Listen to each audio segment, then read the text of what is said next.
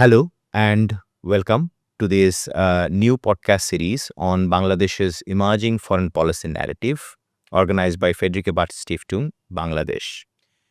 I'm the host of today's podcast. My name is Niloy Ranjan Biswas, and along with me, I have a very eminent guest today, Professor Mohammad Hafizur Rahman. Professor Hafizur Rahman is teaching at the Department of Environmental Science and Management at the university at the Independent University Bangladesh, and also a focal of International Center for Climate Change and Development (ICAD), a very prestigious institutions working in the areas of climate change at Independent University Bangladesh. Thank you, Professor Hafiz, for joining us in the podcast. Thank you, Dr. Nilay, and thank you, Frederick Award Stiftung, for inviting me here. Thank you so much. Today, we will be discuss on a very important issue, which is climate change, and particularly from the Bangladesh perspective and the Global South perspective, and the role of climate change in the foreign policy, particularly in the context of Bangladesh's foreign policy, how climate change has become a very important factor in particularly promoting the agenda of our country, but at the same time, also promoting Bangladesh as a critical actor in the Global South and particularly in the climate vulnerable forum. So, Professor Hafiz, you have been working on this issue for more than 2 decades in not only observing the vulnerabilities of the impacts of climate change on Bangladesh, but also other countries in the Global South. So, how Bangladesh has become a norm entrepreneur? Many people has identified and coined this terminology to highlight that Bangladesh has transformed from a vulnerable country of the climate change to a voice of the vulnerable countries. Therefore, it has obviously, Bangladesh's foreign policy is informed by the experiences of the vulnerabilities of the climate change. So, what is your opinion about Bangladesh as a norm entrepreneur in this particular area? Thank you. That's a very interesting area because, Bangladesh is already a vulnerable country. Everybody knows it. And we are already one of the 10th country, most vulnerable country. But, there is also hope that we are not only vulnerable country, we have done a lot for the advancement or for the solution of this problem. Bangladesh is a very focal and vocal also both in building coalition to raise their voice to the developed countries, because for the mitigating purpose, Bangladesh or the developing countries can't do many things because they are not producing a lot of carbon or other things for the climate change. But a victim is telling his own voice, and also not only for the voice of Bangladesh, Bangladesh is telling for all the developing countries, right?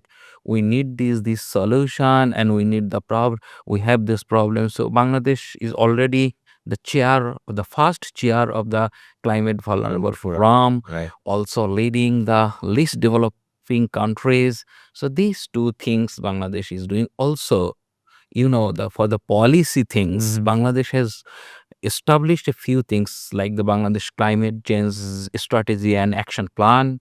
Also, an institution like ICAD that is also helping the government.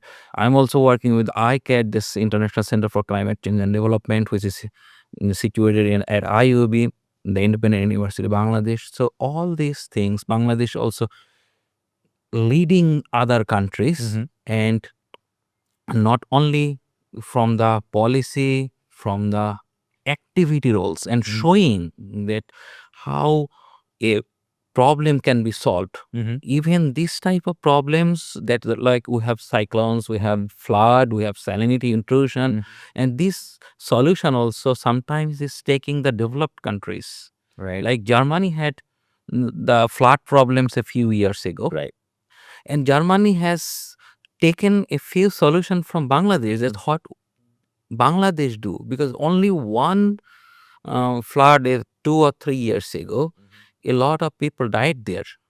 And this is not normal that in Europe that people are, the fatalities is or the casualties is in the developed country because they have so many technologies. Exactly. And even Bangladesh, we have in comparison, we don't have too many resources or too many technologies, but we have less casualties than the situation situations there. Is it because definitely we had long experience of having this disaster management and post-disaster recovery and relief system so well? So now this, and also early warning system. So that's one side of it. But being in a leadership role of the climate vulnerable forums or such forums, has it really helped us in improving our own capacity? Good. That's good. That's a good question. Yes.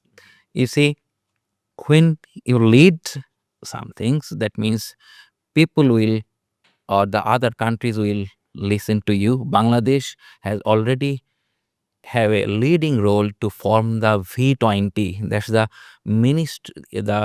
finance ministers among 67 countries. But this V20, there's another platform to raise the voice to the developed countries. Right. Because if we don't tell them, if we don't tell the problems and with the possible solutions in a organized way, this will not work.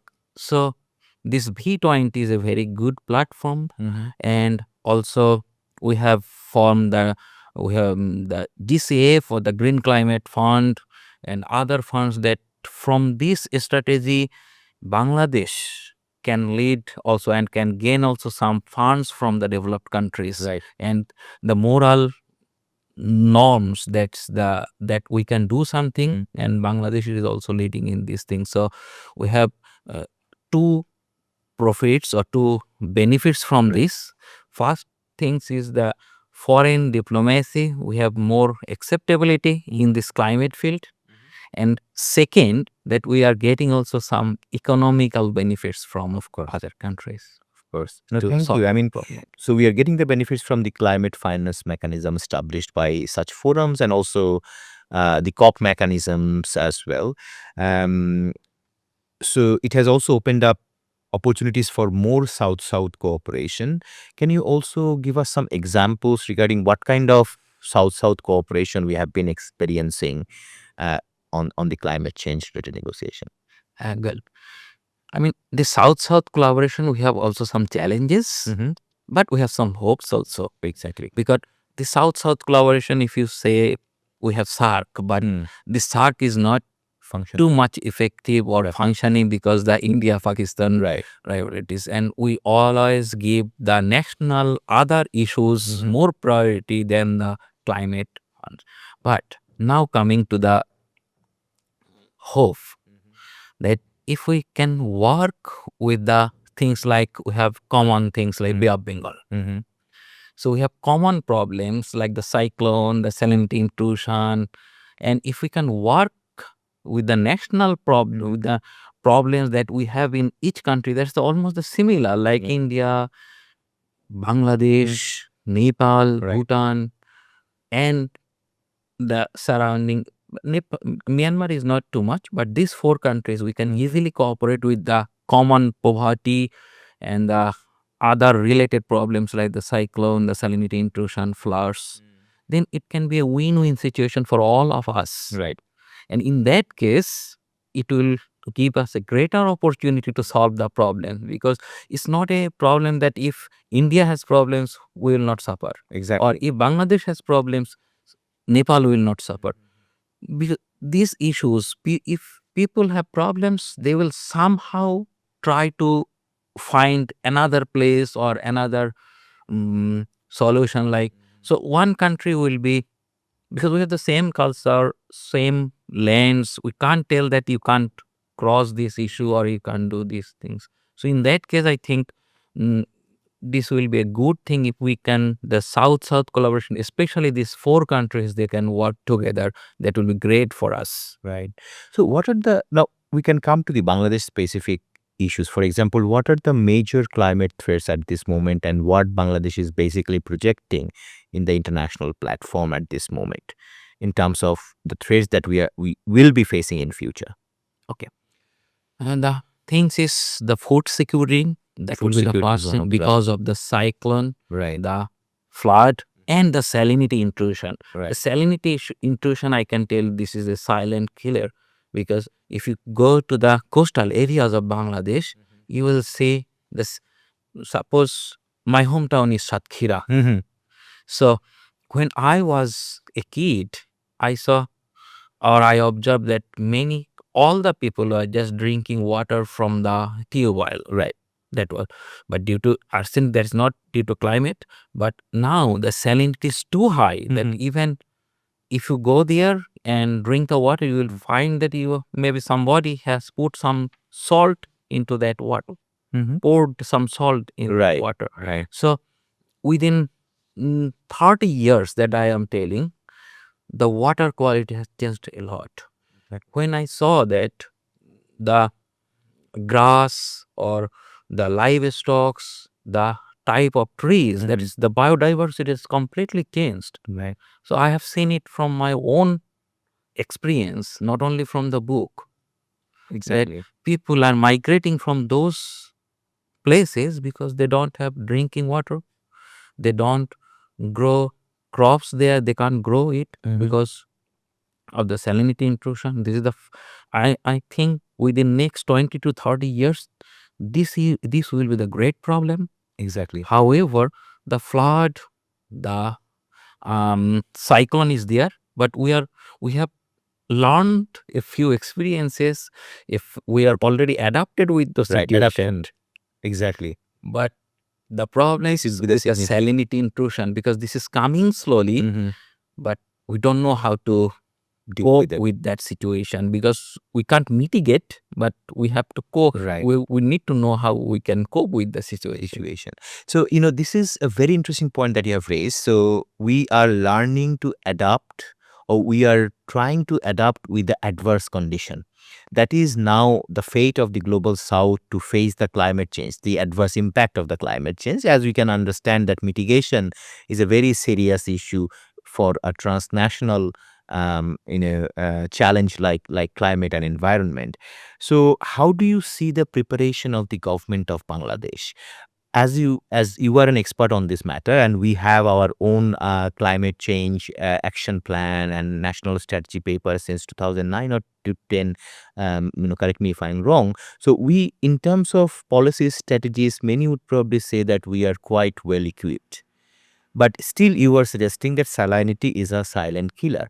So, how do you evaluate the preparation of the government and the state to address some of these challenges? Well, we have you are correct. You have correctly said that we have some advancements here. That's correct. However, there are some problems, like the three ministries: the Ministry of Foreign Affairs, Right.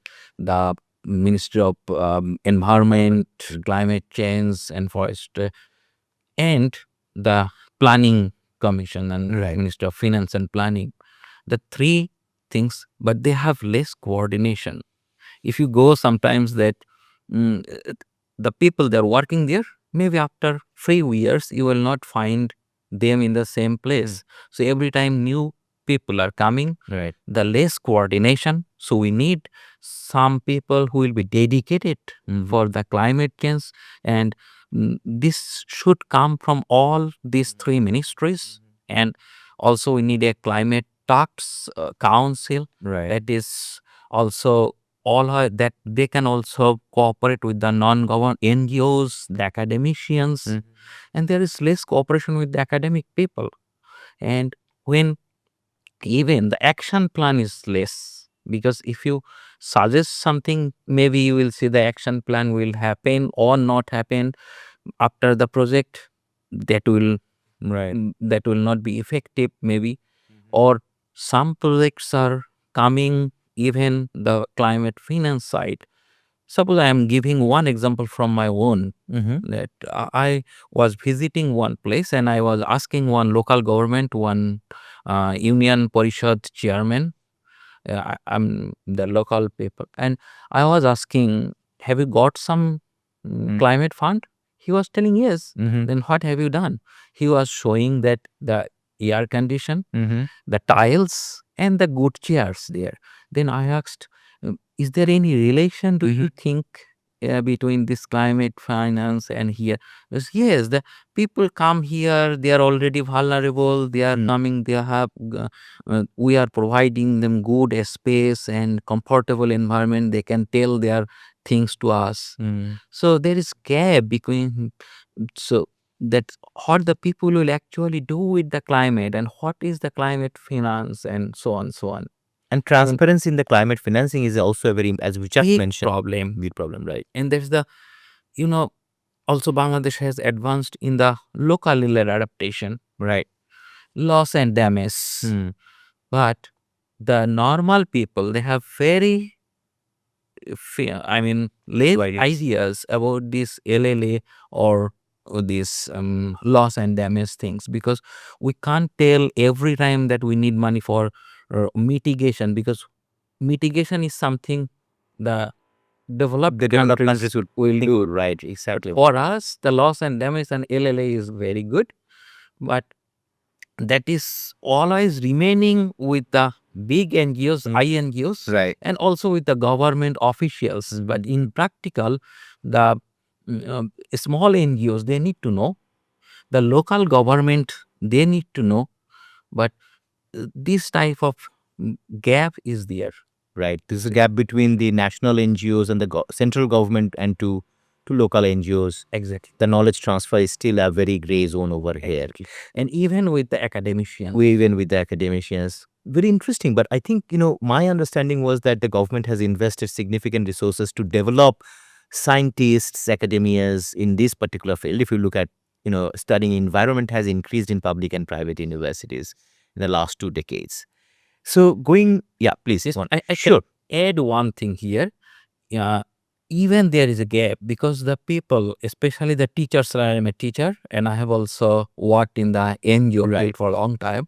So what I found that even the teachers, when they do some things, they have less exposure to the practical field. So sometimes they produce papers, maybe that is very high value, but the practical implication of those papers of scientific is less, findings is less, or even sometimes does not resemble the complete picture of those Of the crisis. happens in the field. Right. And some NGO people, they have also, so we need academia industry or academia practitioner collaboration. Otherwise, we can never solve these problems. This is a very, very crucial issue that you have just identified.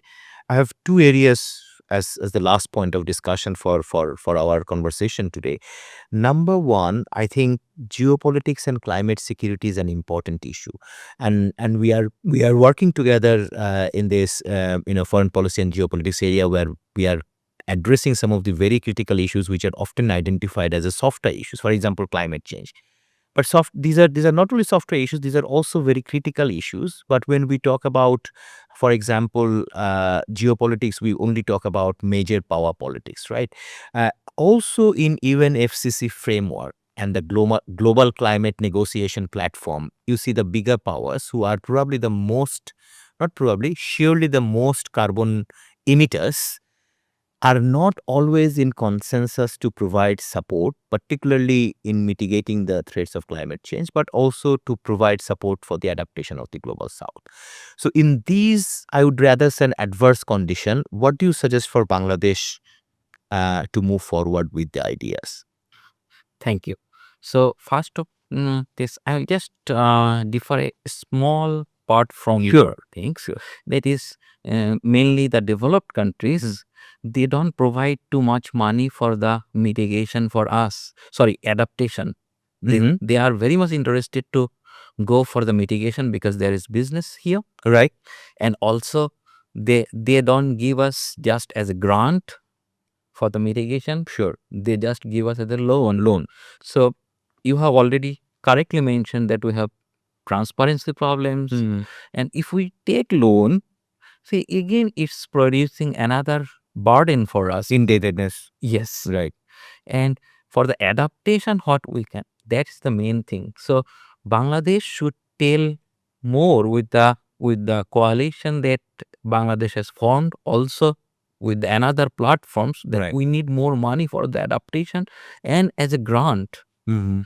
And if you see the COP is knocking at the door, Right. COP 30. Right. So we should go, and we have also less expert in these fields. We have some experts, but only few people.